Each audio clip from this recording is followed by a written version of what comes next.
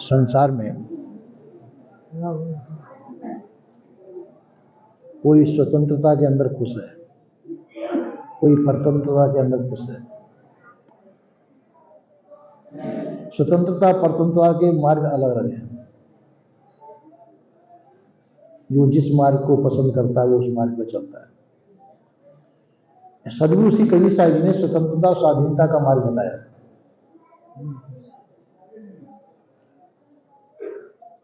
कई मतावलंबियों ने परतंत्रता पराधीन के मार्ग बताए। जिनके अंदर किसी प्रकार की चाहना है,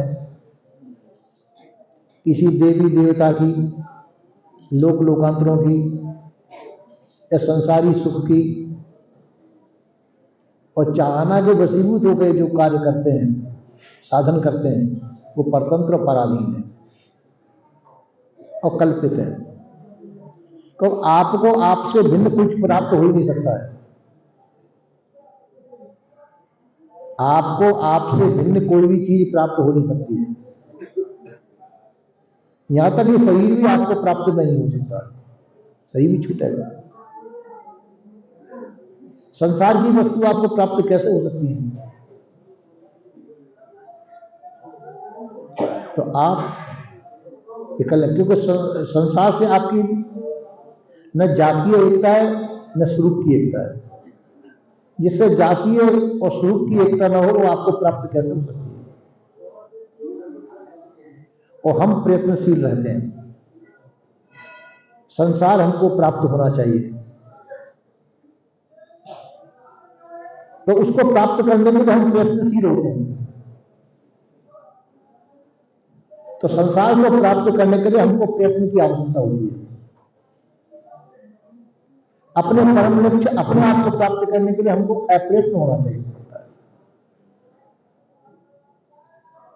अपने को प्राप्त करने के लिए अप्रयत्न की आवश्यकता है, पर अप्रयत्न होना बहुत मुश्किल पड़ता है। प्रयत्न करना हमारे लिए सुगम और सरल है, क्यों अनादि काल से हम प्रयत्न करते चले आए हैं, उसके द्वारा संसार की प्राप्ति करते चले आए, वो हमको सुगम मालूम होता है। अपने घर में आना हमारे लिए मुश्किल पड़ता है, वह अप्रयत्न जीवन है। इसलिए संतों ने कहा है कि भाई आप अपने आप को स्वतंत्रता स्वाधीनता चाहते हो तो आपको अप्रयत्न होना पड़ेगा, तब वो मुश्किल पड़ता है। इसलिए संतों ने उसको अप्रयत्न रूप महाप्रयत्न कह दिया है। अप्रयत्न रूप महाप्रयत्न का, क्योंकि वो मुश्किल पड़ रहा है।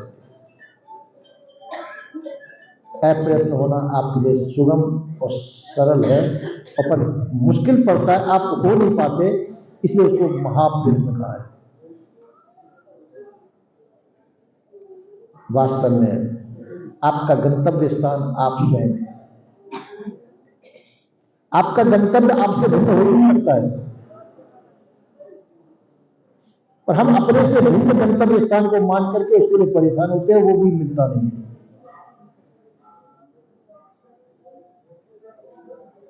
हम अपने से गंतव्य, अपने से भिन्न काल्पनिक हमने स्थान चुन रखे हैं। कई पहले महापुरुष है, महापुरुषों की प्राप्ति के लिए हम प्रयत्नशील होते हैं। नाना प्रकार के कल्पित लोक लोकांतरों की प्राप्ति के लिए हम प्रयत्नशील होते हैं।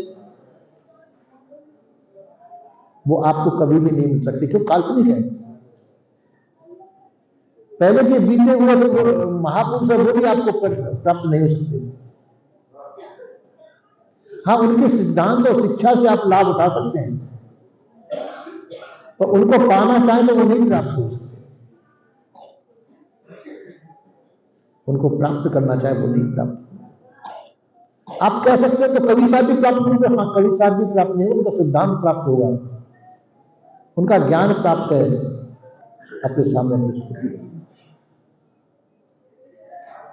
वो प्राप्त नहीं होंगे।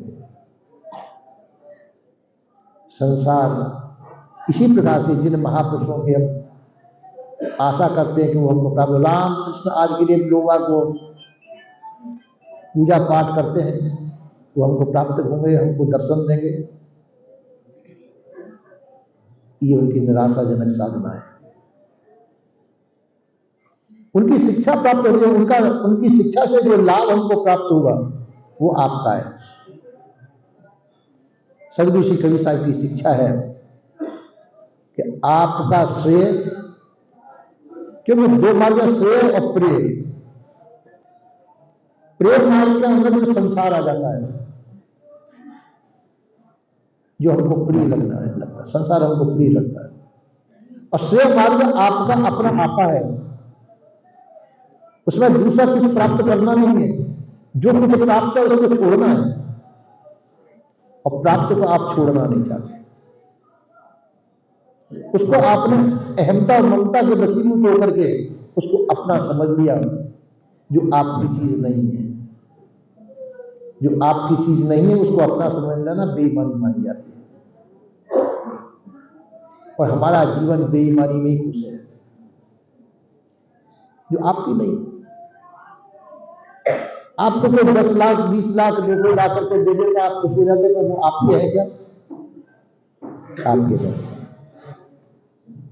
तो जो चीज आपको प्राप्त नहीं है वो आपके पास रह नहीं सकती है, जो आपकी नहीं है। इसी प्रकार से संसार आपका नहीं है, और संसार से हमने नाता जोड़ रखा है। संसार से हमने नाता जोड़ रखा किसी न किसी रूप में।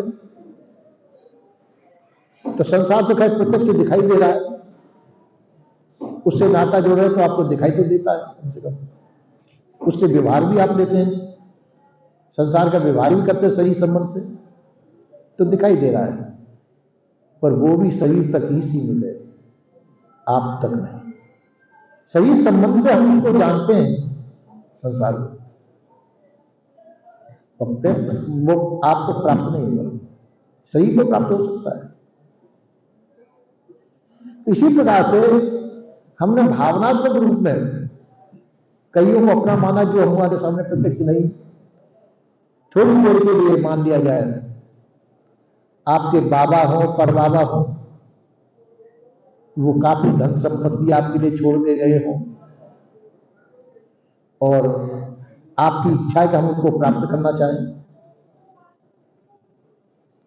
अब आप उनकी कब्र के सामने, उनकी स्थान के सामने जाकर रोए, हे बाबा हमको प्राप्त हो जाइए, हमको दर्शन दीजिए, ऐसा कीजिए वैसा कीजिए, कितने भी प्रिय हो,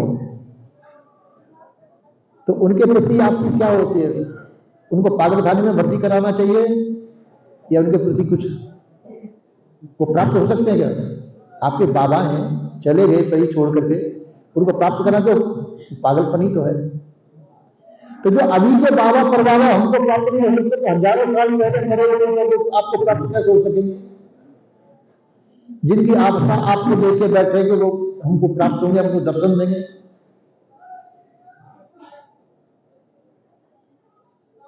वो भी प्राप्त नहीं है। आप वर्तमान में महापुरुषों से लाभ उठा सकते हैं, पर जो महापुरुष शरीर छोड़कर चले गए, उनकी शिक्षा से लाभ उठा सकते हैं, जो पुस्तक रूप में आपको प्राप्त है। उनमें कुछ सदग्रंथ हैं, सत शिक्षा है, उनसे लाभ उठा सकते हैं, वो आपका मार्गदर्शन करेंगे, और वो भी विवेक पूर्वक। उनसे लाभ विवेक पूर्वक उठाना चाहिए। यदि विवेक यदि हमने नहीं रखा, बिना विवेक भटकत फिरे पकड़ शब्द की छान, तो हम भटक जाएंगे। सदगुरु श्री कबीर साहब ने विवेक को बहुत बड़ा महत्व दिया है। बिना विवेक हम वास्तविकता को नहीं परख सकते,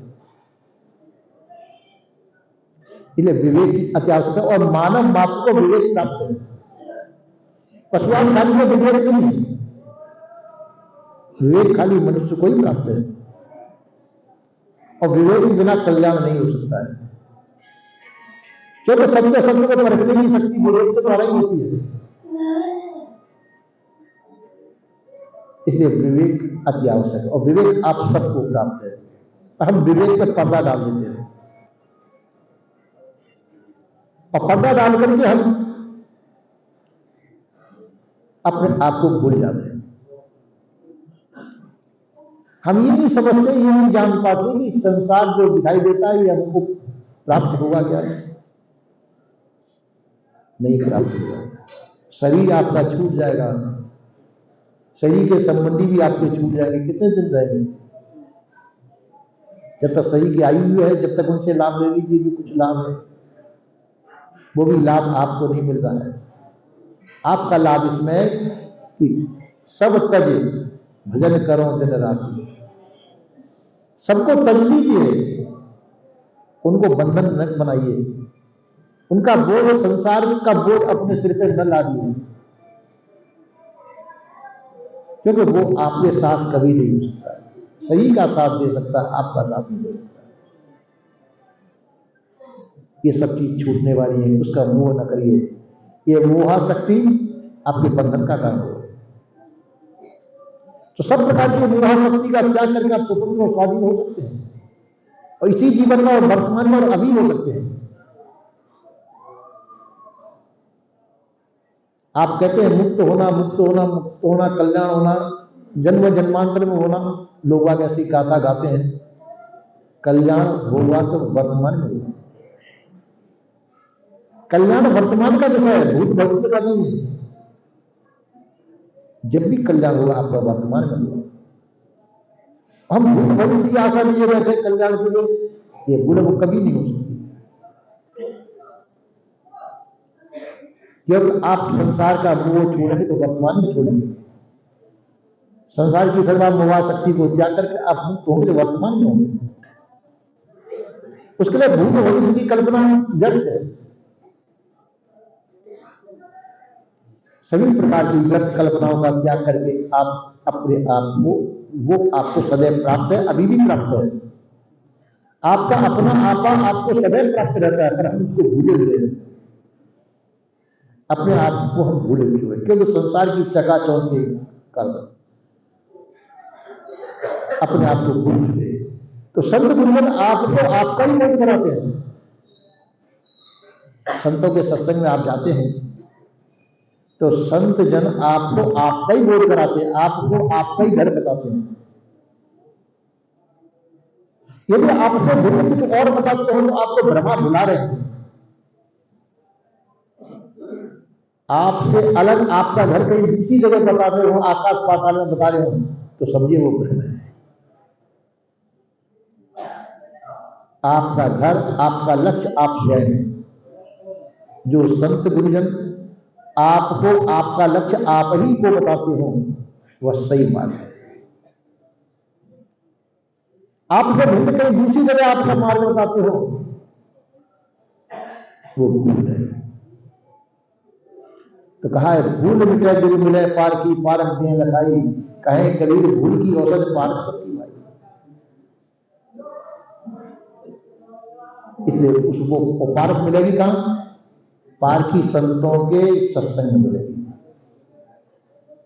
उनका सत्संग करिए, वास्तविकता का बोध करिए, और वह ज्ञान आपको आप तक ही पहुंचाता हो, आपसे भिन्न नहीं ले जाता हो। जो ज्ञान आपसे भिन्न ले जाता हो वो ज्ञान ज्ञान नहीं है। जो ज्ञान आपसे भिन्न कहीं दूसरी जगह लगाता हो, आपका लक्ष्य आप में है। जानना है, अपने आप को जानने की कोशिश करिए। मानना तीन संसार की चीज आगे, मानिक नाम है मानिक। तो आप ज्ञान मात्र हैं, ज्ञान मात्र हैं, आप ज्ञान स्वरूप हैं। मानिंदी संसार के अंदर है, संसार को आप अपना मानते हैं, बस वही भूल है, और उस भूल के अंदर हम पड़े रह जाते हैं।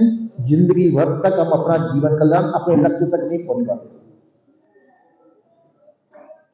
इसलिए सर्वाशक्ति का त्याग करके सत्संग ज्ञान बोध विचार के द्वारा, संत गुरुजनों की कृपा के द्वारा, उनका आशीर्वाद के द्वारा,